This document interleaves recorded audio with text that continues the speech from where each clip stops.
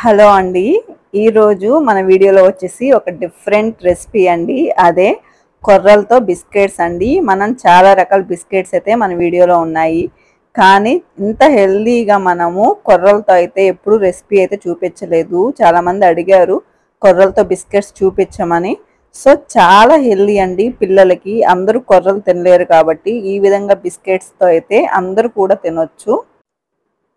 కొర్రల్లో కూడా మనకి చాలా రకాలు ఉంటాయండి. ఫాక్స్టైల్ మిల్లెట్స్ అని, అరికెలని, సాములని, ఊదలని, వరిగలని ఇలాగా. ఇవైతే కొర్రలండి, ఫాక్స్టైల్ మిల్లెట్స్ అన్నమాట. ఫస్ట్ నేనైతే ఒక బౌల్ తీసుకొని దాంట్లో ఇలాగా బటర్ అయితే తీసుకున్నానండి. నేను వీటిలో క్వాంటిటీస్ ఏం చెప్పట్లేదు అనమాట. సో దీన్నైతే నేను ఇలాగా మెల్ట్ చేసుకున్నాను. మీరు కూడా గ్యాస్ మీద మెల్ట్ చేసుకొని వేసుకోవచ్చండి. దాంట్లో నేను హాఫ్ కప్పు ఇలాగా బెల్లం తీసుకున్నానండి. బెల్లం పౌడరు, షుగర్ అయితే యూస్ చేయట్లేదు, హెల్దీ బిస్కెట్స్ కాబట్టి. సో వెనిలా ఎసెన్స్ కూడా హాఫ్ టీ స్పూన్ వేసానండి. ఇందా చూపించాను కదా, ఆ కొర్రల్ని నేను లైట్గా ఫ్రై చేసి ఇలాగా మిక్సీ పట్టానండి. మిక్సీ పట్టడం కూడా ఎంత స్మూత్గా, ఎంత ఫైన్ పౌడర్ అయితే అంత మనం మిక్సీ పట్టుకుంటే మంచిదండి. సో లేదు అంటే మనకి ఇవి కొర్రలు కాబట్టి గట్టిగా కరకర తగులుతూ ఉంటాయి అన్నమాట.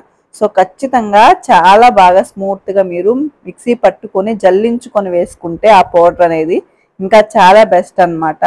కొంచెం ఒక 2 pinches ఆఫ్ సాల్ట్ వేసాను. తర్వాత మిక్స్ చేసిన తర్వాత దీంట్లోనే నేనైతే ఇవి చాక్లెట్ ఫ్లేవర్తో చేద్దాం అనుకుంటున్నానండి. సో 2 tablespoons అయితే కోకో పౌడర్ యూస్ చేశాను.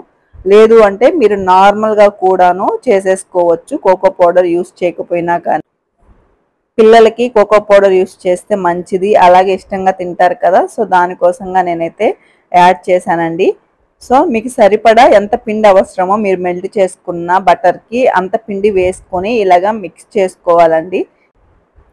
ఇలాగా ఒక స్మూత్గా చపాతీ ముద్దలాగా వచ్చేదాకా మిక్స్ చేసుకోవాలి. నెక్స్ట్ నేను ఓవెన్లో చేస్తున్నాను కాబట్టి దీనికైతే నేనైతే గీ కానీ లేదు అంటే ఆయిల్ కానీ గ్రీస్ చేసేసుకోవాలండి. ఒక చిన్నని మీకు ఎంత సైజులో కావాలో అంత రౌండ్గా ఒక ముద్దను తీసుకొని దాన్ని జస్ట్ నేను అరచేతిలో వేసి ఇలాగా ప్రెస్ చేసేసానండి.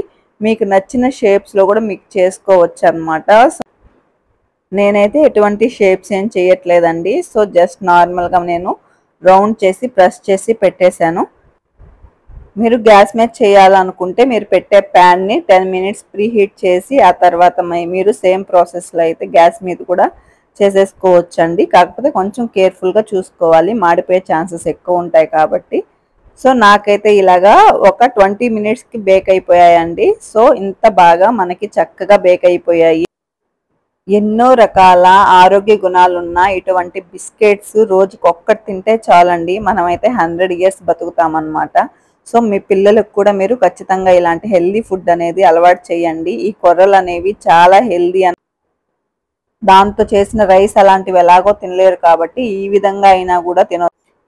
మీరు ఖచ్చితంగా ఈ రెసిపీని ట్రై చేసి ఎలా వచ్చిందో నాతో అయితే షేర్ చేసుకోండి. Thank you for watching.